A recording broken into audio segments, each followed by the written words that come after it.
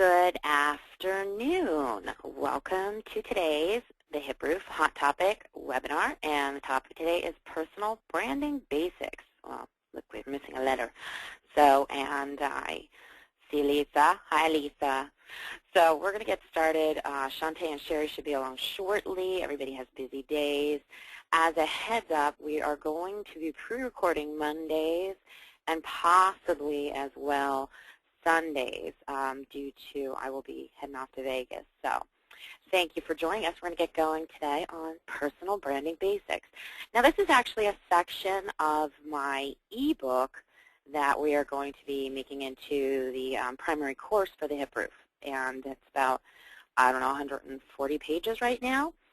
So I just have to finish editing it, and then this is just one of the tiny sections. But it is going to be a 6-week, 2-part e-course in ebook, but the ebook will also be available separately to purchase. So we have all that good stuff coming and lots more. So also, if anybody is interested, we are looking for ground sales forces to take the hip roof to offices because our customer is the agent that isn't in the social spaces.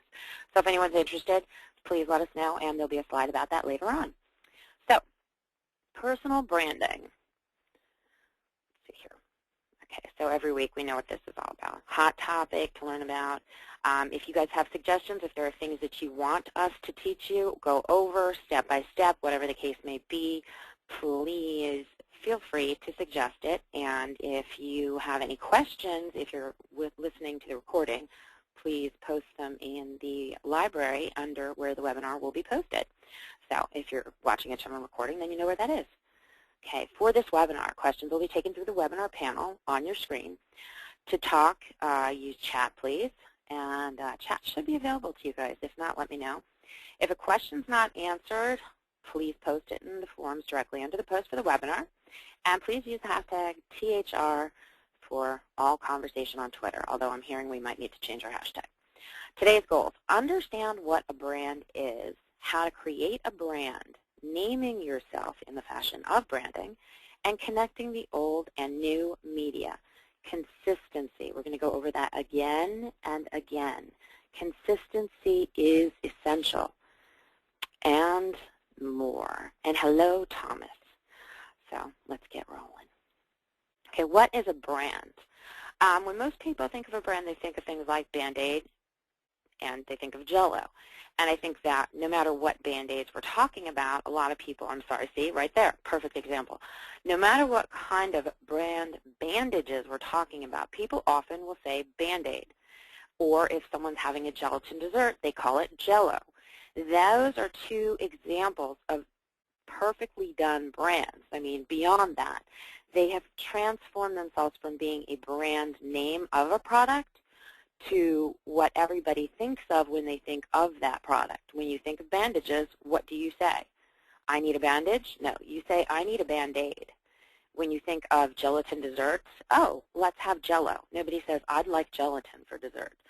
So that's an example of successful branding.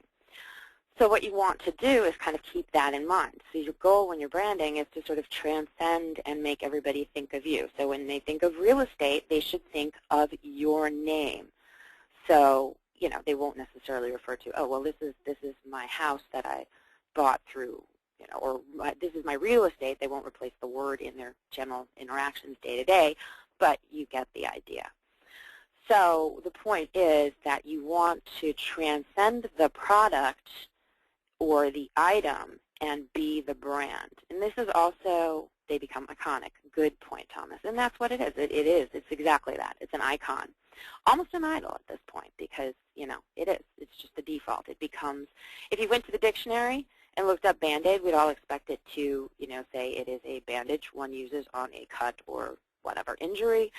And the reality is it would probably tell you it's a Johnson & Johnson brand of bandages. So anyway. So the goal is for sort of that synonymous thought process. And branding has to do with sort of repeating and being consistent. So branding is defined by Entrepreneur Magazine as the marketing practice of creating a name, symbol, or design that identifies and differentiates a product from other products. okay? So if you're thinking about that, I think that, again, Band-Aid and Jell-O are really good examples.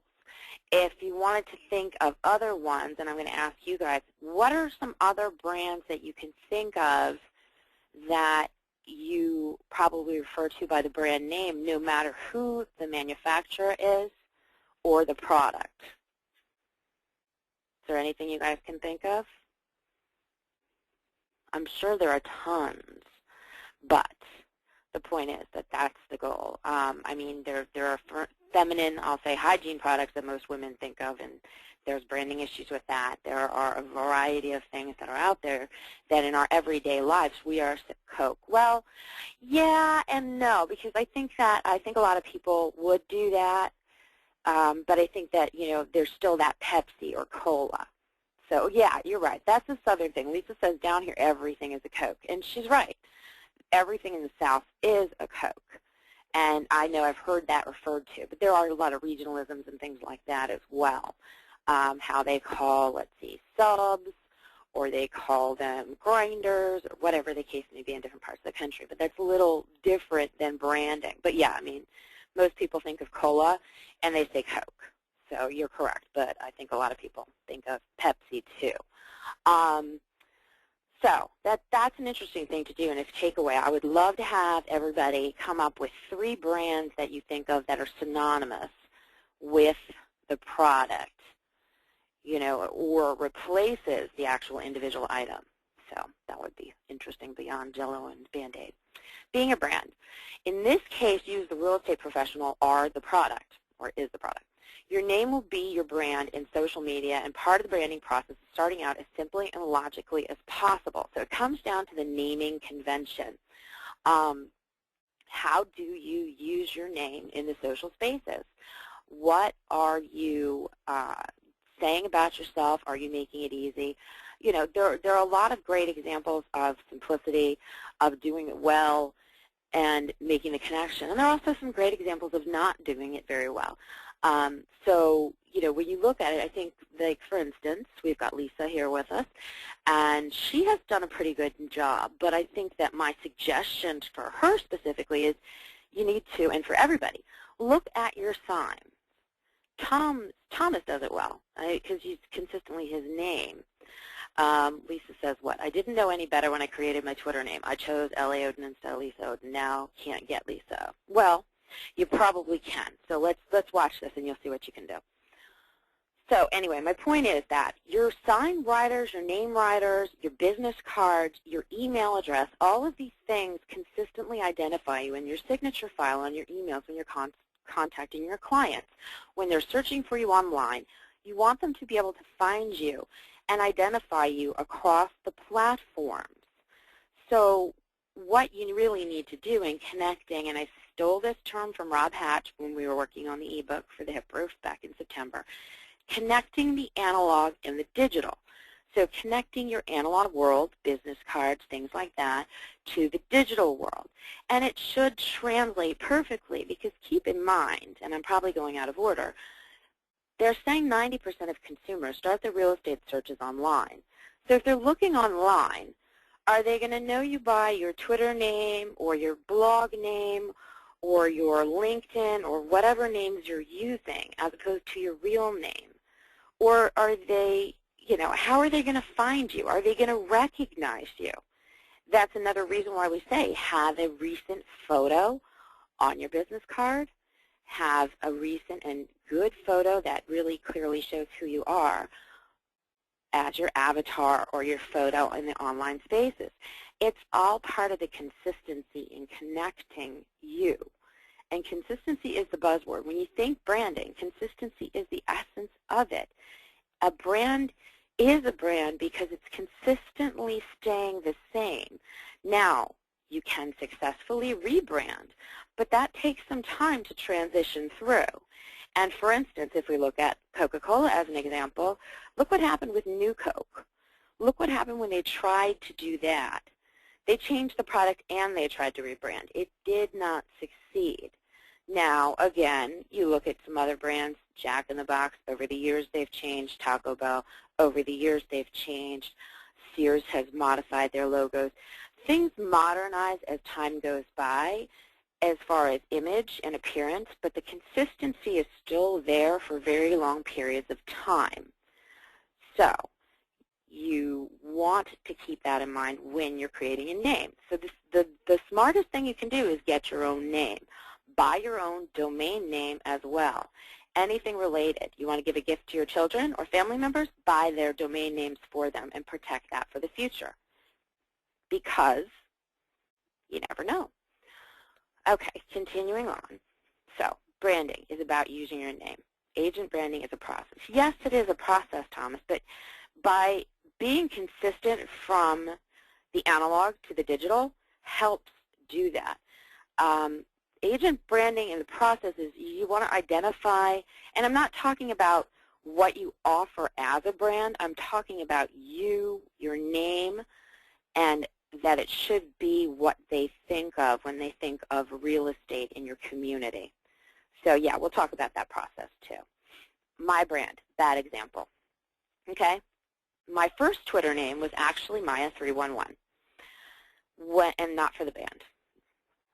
And what I discovered was, and what I felt after a few months was, I was tired of the questions, what's 311? It's a band. No, it's not the band. And I was tired of saying, this doesn't tell people who I am or what I do. And at the time, I was more focused on that, because coming from older thought process on how you interact online, people were always using pseudonyms and people were always creating usernames and fun things and not really using their real names. It was just the nature of the community going back into the 80s. So now it becomes more important to actually be yourself and present yourself. So I then said, how do I convey that message? So my thought process was, my name is Maya. I do real estate. And I think that a friend of mine had recently said, you're a real estate guru. And I thought, okay, that's kind of cool. I think, the RE isn't necessarily obvious, but I do it very specifically. Maya is all lowercase, the RE is capital, and the guru is lowercase. Now, of course, some people are like, oh, you're a social media guru. No, I'm not. I'm a real estate guru. I do know quite a lot about real estate, and I try to keep that up. And by the way, the font on the screen is just all uppercase. So I branded myself as my RE guru as I grew in the space. My blog matches that. I do have it on my business cards for my Twitter name, and people do know me. I've transcended the sort of brand into the persona space. Yes, I can rebrand myself. Yes, I do have Maya Paveza as a Twitter name as well, and a couple of others. I've got the Maya Paveza team. I have other Twitter names already reserved and prepared if I want to make that transition. But at this point, I've actually been listed at speaking events as Maya Guru. So people think that's my last name. Okay, but that isn't a good example. And yes, is there a possibility I may rebrand? Absolutely. It is as my direction, and as things change, if I need to reconnect better with my personal brand in the analog world, I will absolutely transition to the other name. Now, to answer the question of, but I started with something else and I changed it. The beauty of doing it on Twitter is that it doesn't change your account followers or anything else. If the name is available, you can just switch the name. Everything else stays the same. So there's a sort of a tricky way to do it, to flip from two accounts. And if anybody wants to do that at some point in time, I can explain that to you. It just involves two different browsers and basically about 2 minutes of time. But you got to be fast and make sure no one's trying to do it at the same time. All right, so I have backed myself into a corner as a brand. So it's a bad example, and it's ironic that I'm out there saying, this is how you should do it, but don't do it like I did. Because it's just the difference is that there's a persona now on top of the brand, and people expect the smart ass, and they expect the snarky, and that's just perception more than anything. Consistency again. Looking at my example, my Twitter is Maya RE Guru, my Posturus is Maya RE Guru, my Facebook page, Maya RE Guru, YouTube, Maya RE Guru, my blog.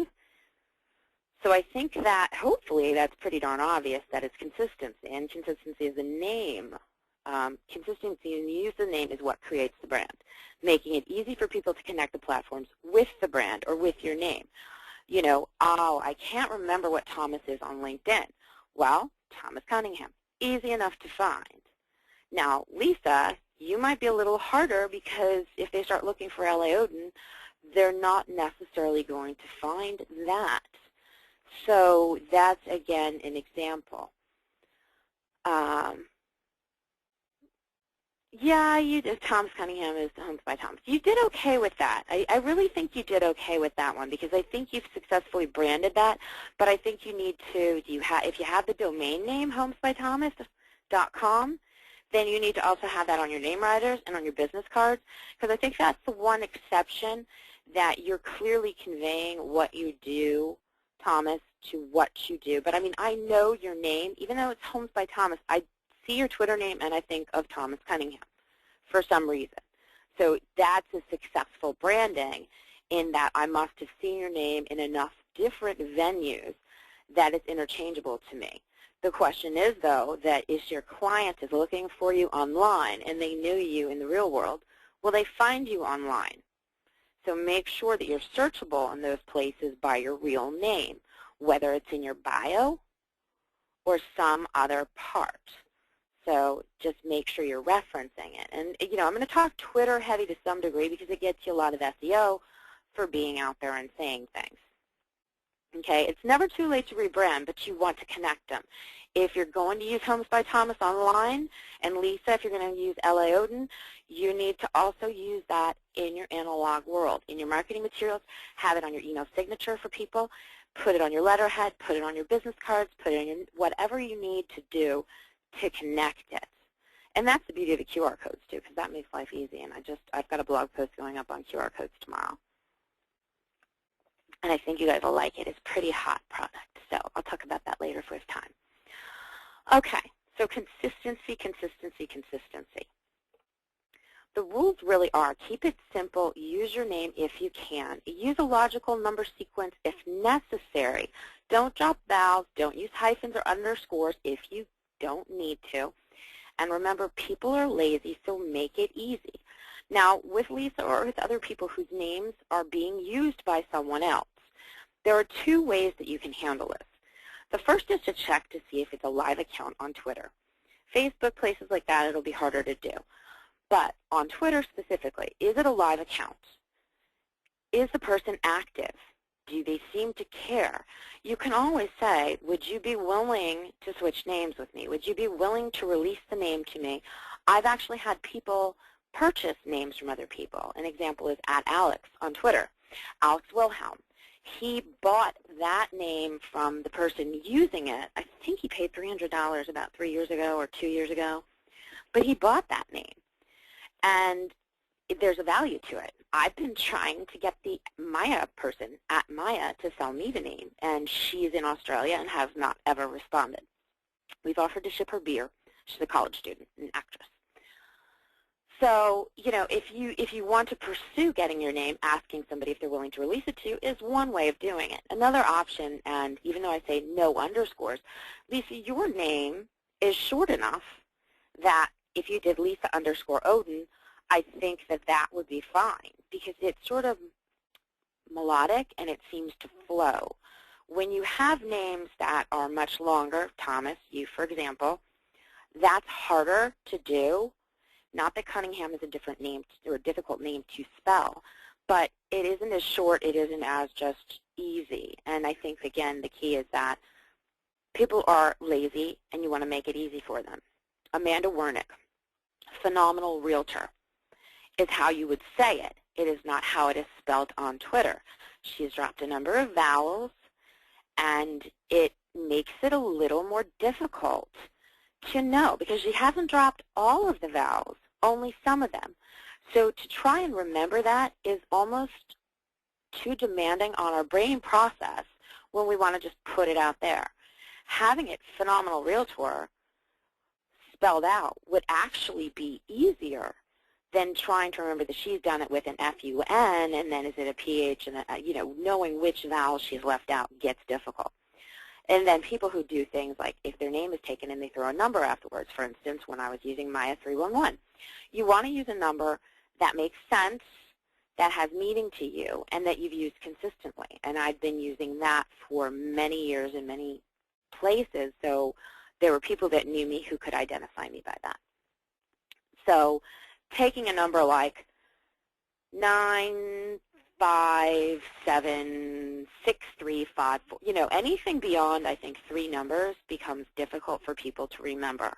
And what will happen, and the tendency is that, especially in Twitter, people won't reply to you unless they're actually replying. Lisa is an egg. Lisa wouldn't say that. Okay, so the individual is an egg, and okay, yeah, I see. So she speaks a different language. Well, the language of money speaks clearly. I can help you with that if you want. We should talk about that in the forum, how to get our names. There are ways to do it, and I'm not even going to respond to Thomas's comment about the ban through one. So people are lazy. Remember that at all times, and ask yourselves, how many times have you not replied to somebody because you couldn't remember their username and you couldn't remember the number sequences and things like that? So using your name is the best solution possible. If your name is too long and takes up too much real estate, another alternative is necessary. And Homes by Thomas is a great one. That's a good example. It really is. And, Lisa, I like yours, but I think you need to try to get your name or as close to it as possible to connect the 2 spaces. Because your name doesn't say who you are or what you do. And I think that needs to be conveyed, or else you just need to use your name straight out. And I would recommend that for anybody. If anybody wants me to look at their names, look at their branding identity through all of their media sources, I would be happy to do that. Now, this goes beyond just naming. This also is consistency in fonts that you use, in colors, in photo, in all of those kinds of things. You want to try to keep as consistent as possible because there's comfort in the consistency for the consumer. Thomas asks, logo. Yes, if you have your own logo or your company has a logo is helpful. You can have your own logo. They're not difficult to get made, and they're not necessarily expensive. I can go into that in a blog post. So span the gap. Connecting the analog and the digital is essential, and bridging the divide as seamlessly as possible is the key of this. So what a lot of agents don't think about is that you are a small business person. You are an individual business, a sole proprietor, an entrepreneur, whatever you want to call yourself. You may be associated with a broker and a brand, but you are still a business within that. And many of the more successful teams have their own identities. They have business plans. They have strategies. They've consulted with advertising agencies or marketing companies. We need to have those kind of resources available because that helps us with consistency. If you're constantly changing your business card, if you're constantly changing your tagline, if there's something that's not setting you apart from the others, but you're kind of flopping from thing to thing, the consistency won't be there, and you'll lose the following that you need. So being consistent online and offline, or analog digital, will help you to build your expertise. And this is all about that, because when people see your face, they'll know who you are. And when they hear your name, they'll visualize. So, it's the recognition that you're looking for, that people see you, that they know who you are, they hear your name, they know what you represent, and that's essential. Okay? So consistency, and always get it out everywhere. Now, I've said it probably a couple times. A couple weeks ago, I saw Barbara Corcoran, who was the founder of the Corcoran Group, speak at the Smart Talk in Wilmington. Barbara is an interesting lady, and I really didn't know much about her, and now I'm going to read her book. But one thing she said that really rang true is perception is everything. You can be brand new into this business, but if people are seeing you everywhere, then what are they going to think about you? If everywhere they turn, there's Thomas, there's Lisa, They're in the paper. They're online. I search for a house in Myrtle Beach. Thomas comes up. You know, what is that going to tell that person? My gosh, they must be the best agent in my marketplace. Even if you haven't done a transaction in 6 months, you will get more phone calls when you're associated like that than not. And a lot of these ways to do that, they're not terribly expensive. Billboards in many places, not expensive. It's just a question of how many times you have to purchase it. Usually the biggest cost on a billboard is getting it printed. An example, I think I used this the other day. We bought a booth and a bus for a relocation tour this past Saturday that was at the same time as the home show. So we had one of 3 tables in the main entry area right by where people were paying for admission to go in the home show. So who did they see first? They saw myself and they saw my partner, Kim Chambers, in front of our table, not behind the table, accessible in front of the table, greeting people as they came in. And our message, not that, hey, we want to sell you a home or we want you to help you sell a home. We want to help you. Are you curious about your market? Are you interested in what's going on in your neighborhood? Sign up with us and we can send you listings to keep you updated on all those things. Okay? Now, they've also seen us. They've got our card. So what happens then is they've talked to us. There's an association, whether they've signed up with us or not. The next time they think of real estate or if they see us somewhere else, they're going to reconnect and start to make the association. That cost us $750 to be at that event.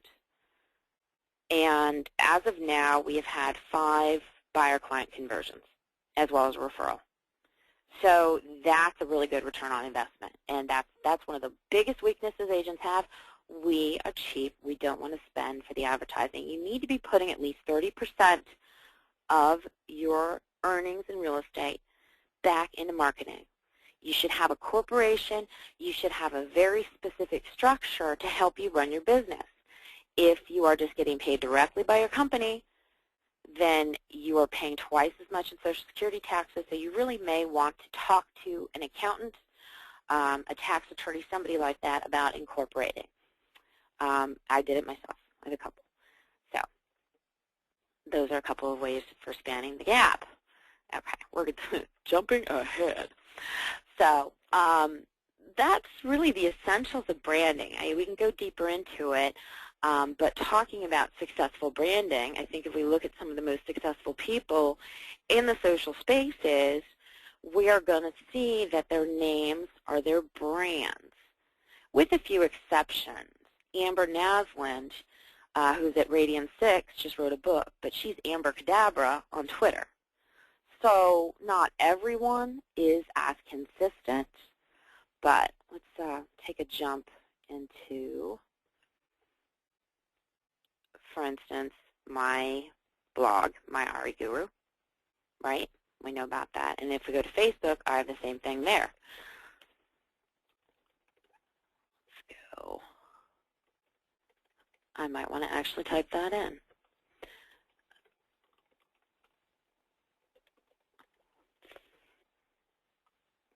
Of course I'm not logged in, kids. That would be too easy, wouldn't it? Tells you I don't know. But see, that makes it easy for people for the consistency. Now, if it was Maya Paveza, that'd be great too, but that's my personal account, so I still have a connection. Let's see. I think that what I might do is I might let you guys talk. Do you guys want to ask any questions and have a discussion on this? Let's let you in. You are all unmuted.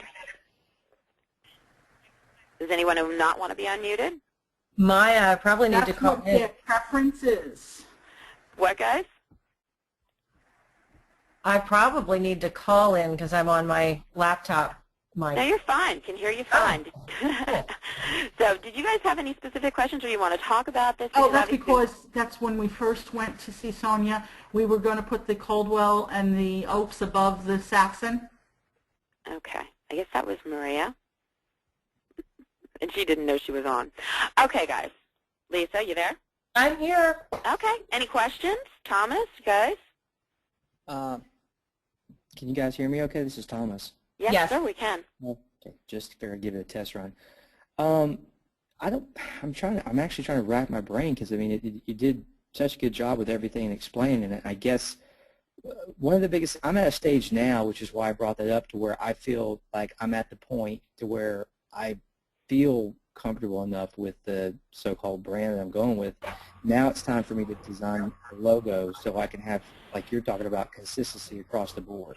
Mm-hmm. And I'm kind of holding off on that until I get a logo, because after I do that, then it's going to be the signs and my business card and maybe a rider for my car, and then also things that are on my web page. Also, when I create or finalize my Facebook business page, everything will be consistent at that stage, and it'll be recognized by everybody. So I'm kind of like in this limbo stage. Mm-hmm. So you're feeling held up by not creating a logo. I mean, what is your delay? Do you not know how to create a logo? No, or I'm to just go about the wanting process? No, it's fine. I don't want to just go and just grab just some schmuck off the street or whatever. I'm trying to find locally. In other words, I'm kind of big on wanting to support, a local business, someone that I've connected with, and share with them the success of that scenario. So I'm at the stage now where I'm starting to reach out to design companies and graphic design artists and things of that nature, and even tapping into some of the local schools and see if somebody wants to do it as an intern project or something like that for their portfolio, and then just start the process of playing with, what ideas do you want to present to me, what questions do you have for, like, how to create a logo for Homes by Thomas. Okay, well, I mean, first of all, I think that is great. It's altruistic. It's nice that you want to give back to your local community, and I respect and like that people want to do that or hire their friends and all these other things. But you have to remember that this is your brand, this is your business, and you can always give back to the community in other ways. Find a local designer to do a small project or something like that. But when you're looking for your logo, something that I do, and I'm talking as a graphic designer. That was my training in college. I took it to web development. I did it in design for many, many years. So, I mean, I'm talking from a position where I went to school in Manhattan. I was taught by some of the top people at Ogilvy and Mather, Young and Rubicam, how to build brand identities and how to make logo graphics and things like that. So I've done it for a number of companies. So that being said, I am qualified to speak on this one. This should transcend time. It should be simple. It needs to be smart. It needs to be elegant. It needs to convey the message with a quick glance. So you really need to find the best, and you really need to invest the money in it. It's just like with social media. People don't want to pay the cost because there are so few experts or truly talented people in the social media spaces, and the same thing with graphic design, that you almost have to hit on one of the fresh talents if you want to get a good price. And you have to remember, too, whatever they deliver to you, it's fine and dandy, but you need to know, too, do you own the copyright? Does it belong to you? That's going to cost you more money. Or are you just getting a JPEG? No, you need a TIFF. You need a prepress file. I mean, there's so much you need in an actual logo package. You're going to get a variety of presentations. You might have a vertical, you might have a horizontal, a small, a large.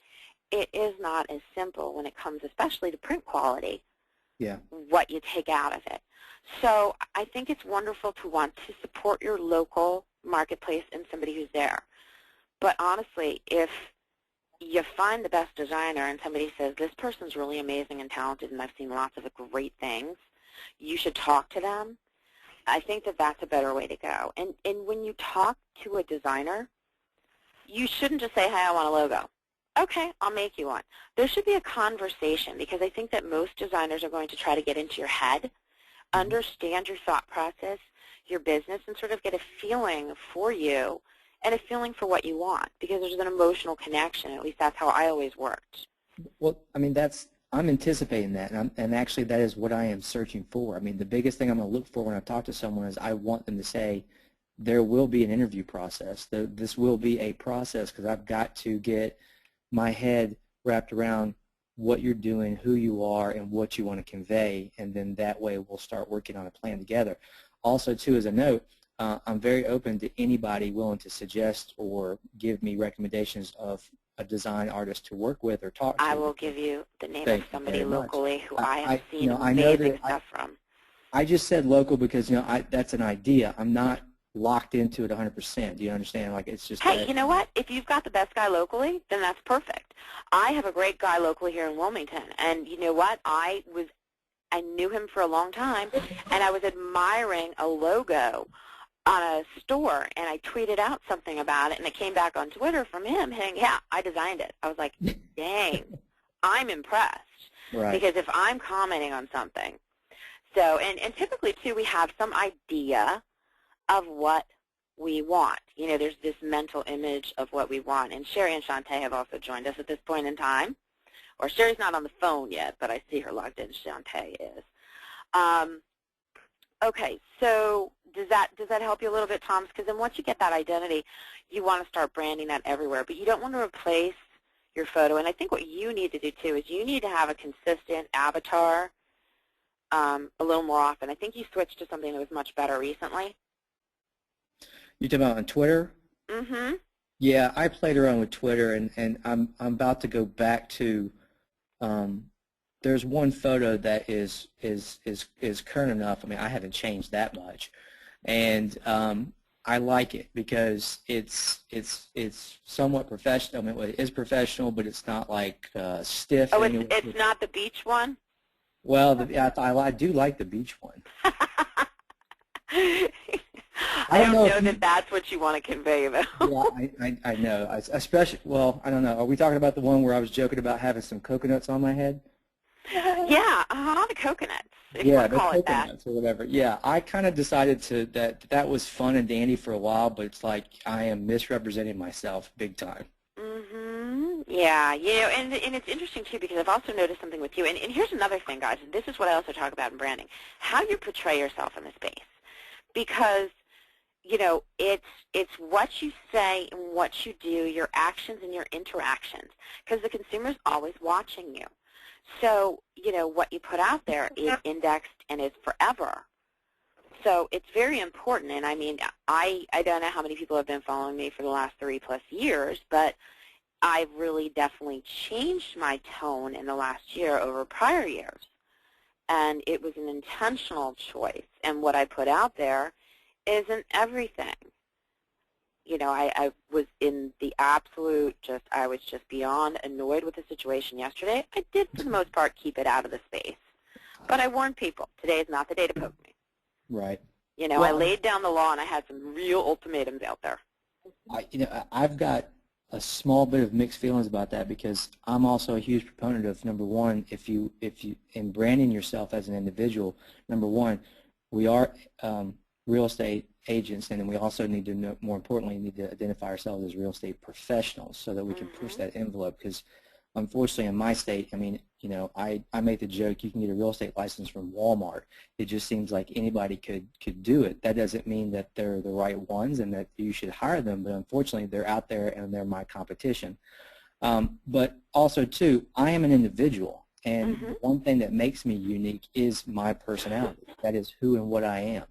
And I do want to convey a degree of professionalism, but also I got a sense of humor, and I like to joke about stuff. And I'm actually the kind of person I'm at a stage in my life to where if you don't like my sense of humor, then we shouldn't work together because it's not going to be a good fit anyway to begin with. It's truth in advertising, Thomas, and I think that's a point that everybody reaches in their business of, I am who I am, and you cannot be the right agent for everybody, but part of that is your branding. So I'm not disagreeing with you because I put that out there. Part of it is showing a personality, and some people are going to be attracted to it, some people aren't. But if you're just button up and completely, Stepford Wives, and you're not showing any emotion, and you're not showing that you're a human being, and you're not showing those sides that allow people to connect with you, which is the whole point, and find those similarities, then that's a problem. And yes, that's the biggest part. That's what you said in your statement was one of the whole reasons why the hip roof is there, because you are in that space. You are a real estate professional. You have license laws. You have federal fair housing guidelines. You have the code of ethics if you're a realtor. And there are things you cannot say, cannot do, cannot discuss. And that's why the hip roof, because that's our safe place. Because if we're all talking amongst ourselves, we're going to say very different things about an area, about a property, than we would to a consumer. Yes. If we all went on a broker tour and we saw 10 houses, we're going to talk about those houses as you would to another professional, you know, in our own language and straightforward and honest. We're going to talk about the house next door to it. We're going to talk about the neighborhood and did you hear what happened, you know, but with a client in the car, all we can do is give them our best professional opinion of things they ask about. We can give them the resources to find the information, but that's so frustrating because I feel like we're supposed to be serving the consumer, but we're really not. We're being prevented from giving the consumer some of the information they need. Correct. So, you know, we're not going to get into the NAR debate today. But I think you're really right because you want to seem to be a professional in all these social spaces. And everything is very strategic. Everything I put out into the social spaces is strategic. There is an expected result, an expected reaction. I know from the last 3 years what will get a higher response rate than something else. And I know what people are going to retweet and pick up on. So that's part of what I go into when we get into when I get my ebook positioning for success out there, is thinking about those different strategic ways. And I think, Thomas, you do it pretty darn well. And I think some people are just naturals in that space, and that's all part of the branding. Because, again, you're building that perception, and the perception is reality. Well, I mean, a lot of stuff that you said earlier, I mean, I did take the time to think about it because I knew once I started, I needed to follow through with it. So I guess that was one of my points when I said that, you know, if it comes to agent branding, it is a bit of a process. Don't feel like you have to go out and then overnight you instantly create this, you know, marketable brand for yourself, and then it's just going to happen overnight. It is a bit of a process. For me, it was like I was just trying to think, like you had stated, my name, Thomas Cunningham. I mean, if I had tried to do everything with that, oh, sweet Jesus. I mean, it's just not, it's too long. You could be Thomas Kahn, you could be Thomas, you know, but that doesn't work. I think in your instance, you made a really good choice for your name.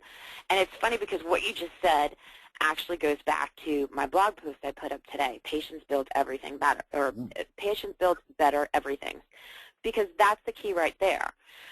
People that expect an instant return on anything, any product, any identity, any brand, are not patient because it takes time. If you go, oh God, it's been 2 weeks and it hasn't happened yet, and you move on to something else or change your identity, especially if you're building a community, and I've watched this recently with one product, they were creating a specific identity. They were connecting with people and giving people comfort in that. And as they got comfortable, the individual behind it said, well, wait a minute. This is not returning as fast as I wanted. I'm not making money. I'm not seeing what I want. Let me change directions. As soon as you do that, you shake all of those people who have fallen into that comfortable place with you. And you have to start from scratch. And the same thing goes for building your brand. Slow and steady wins the race. So you're completely right. You have to be patient. It does take time. And when you get your logo, you can't necessarily just slam it out everywhere. I mean, you're not going to go through every business card you have and throw it away. You know, you might use your old cards for showing some listings. You might use your new cards for some listings, knowing the agents will see them sitting there, and maybe the clients.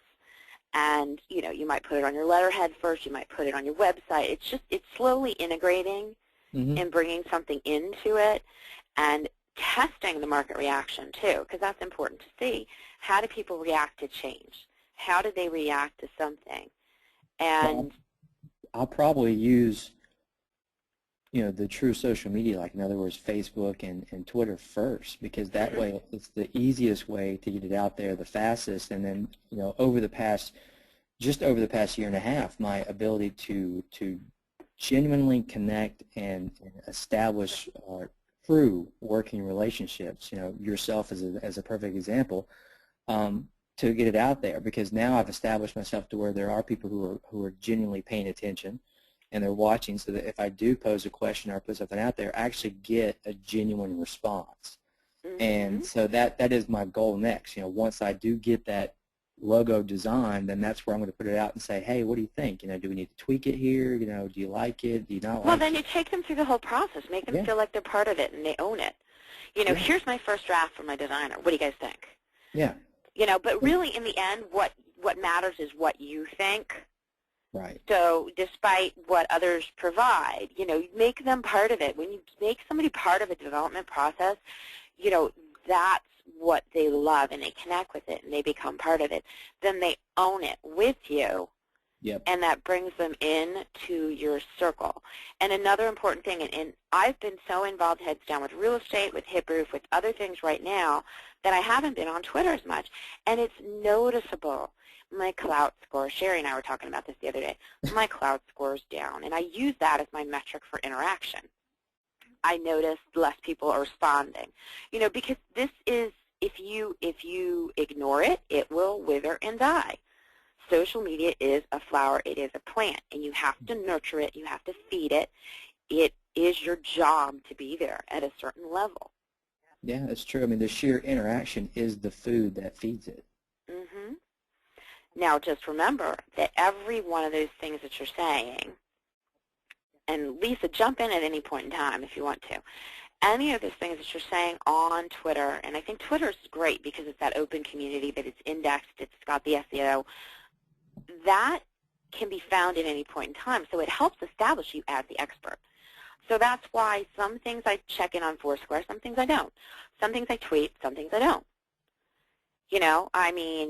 Okay, I got home at about 11 from my morning appointments. I sat down for 15 minutes, and I played a game on the iPad. I wasn't going to tweet out that I was doing that. I had work to do, but you know what? I wanted my down chill time. So that's what I did. But I didn't put it out there. Now, do I have other accounts that might be anonymous and nobody knows? Oh, yeah. Oh, yeah. I can't do it. I know I'd tweet from the wrong place. Well, that's the key, too, is you just make sure they're not in the same place. Yeah, no, I just like, because on the BlackBerry with the Uber Social, it's difficult to go between them. It's not like Hootsuite. You've actually got to go through account and change and let it refresh, so you can't cross-tweet. And I'm less worried about, and honestly, I probably haven't been on my anonymous account in months, and I really should go back to it. There was a corresponding blog with it, too. But it's therapy, people. When you want to tell everybody that, whatever. I'll get into that. So that's the essence of branding, and honestly, I've got to get a relocation meeting. So, Lisa, did you have any questions? No, I'm absorbing. I have, I did L.A. Odin on Twitter way back when because I couldn't find a funny, clever name, and I wanted it to be short. I have my Facebook page. It was called Lisa Odin for a long time, and I recently changed it to Gwinnett Real Estate Forum because I wanted it to be representative about what I would be talking about. And I'm sitting here bouncing back and forth in my head whether I should have done that or not. I've got lisaodin.com, which also is titled Gwinnett Real Estate Forum when you read it. And that's good because you're getting that in the title, but you should have your name in the titles, too, for the SEO. So I'm wondering if I shouldn't be doing Gwinnett Real Estate Forum by Lisa Odin. I like that. I mean, when it comes down to it, you want to have your name in there. I think that, you're in a tough situation because I think you need to build your personal brand, but at the same time, as a real estate agent, are people really going to be looking for a page about you on Facebook? No, they're going to be looking for community information. And that's why I changed it. Right, but you can have more than one page. So I would also create one with your specific name and brand, because then what you can do is you can share to the other pages. You can post as that page on your page, and it'll connect back. You can put information about you, successes, what your services are, and things like that. So it's just another place to connect. And if you're connecting the two of them, it's going to help you, on those Facebook searches as well. I would suggest on Twitter, really, look at Lisa_Oden, if it's available, or Lisa Oden _. It's not. Well, Lisa Oden _ might be. Lisa_Oden is also taken. They're both taken by people that have like 6 tweets. So, there may be opportunity there. It may be, too, that somebody said, hey, I know her, and I'm going to take that name. Because, it doesn't strike me as the most common name on the planet. I think we're more likely to see that with Thomas Cunningham than we're going to see that with Lisa Oden. So what I would suggest is you can reach out to them, but I would also maybe create a secondary account, Lisa Oden _ or test what you can get. Because if you ever want to flip it, at least you have it locked down, and I can go through that process. It's pretty simple. But it just means you're going to have 2 windows open, and you're basically changing one account, changing the other, and then changing the other back. So you got to flip them. Got it. Yeah, it's pretty simple. So, so that's essentially branding, guys. Did you enjoy that? Did you get a lot out of it? Absolutely. Yeah, I enjoyed it. Me likey. You like, yeah. Because wait till I get the book out there. I really have to finish editing it. But so next week, this is what I was mentioning earlier. I'll be in Las Vegas at the Coldwell Banker Conference. So the schedule might change. So the Sunday night open forum may be recorded. I might be able to do it live. And the expert series with Margie Clayman on Monday, we're going to be recording it on Saturday. So we might do that late at night. But I'll let you guys know. So otherwise, those 2, Monday will definitely not be live. I can't get out of rehearsals. They won't release me in the morning in Vegas. And then I just wanted to say this is also dedicated to Timmy Stokes. Timmy was a realtor with Coldwell Banker Preferred in Philly, and a nice guy, and just passed suddenly the other day. So Sorry young guy too. Yeah. So I just wanted to say that this is for Timmy, because he is awesome, and he was really wonderful to everybody and very generous, and I think he would have really enjoyed our community. So thank you guys. And if you don't know, and as I mentioned earlier, we got the Refer a Friend thing happening. We also have the affiliate program. So if you guys are interested, I need to get people at the ground level bringing the product to local real estate offices. I know it's really hard to go to competing offices, but if you want to at least present it to your own office, talk to me about it, because I have sort of a commissioned Salesforce program. So, and I'd love to see you guys. I went through the forums last night. There's a lot of activity in there, and there were some posts that passed me by. So I hit up a bunch, and I've got an expired coaching program in there, and I think Sheri's getting ready to kick off with the coaching program, and Shantae put a neat blog in, and Margie has some great social media strategy for you guys. So be sure to dig deep into the forums. Try to make a 10-minute-a-day commitment, and we are going to be having a contest for $50 in Facebook advertising coming up pretty soon. Yay. Yay. Yay. So we'll teach you how to do Facebook ads, too. Woohoo! All right. Well, guys, thank you so much for joining me. And thanks. And I'm so glad you're members. And I will see you online. Sounds great. Take care. Have a great day. Thanks.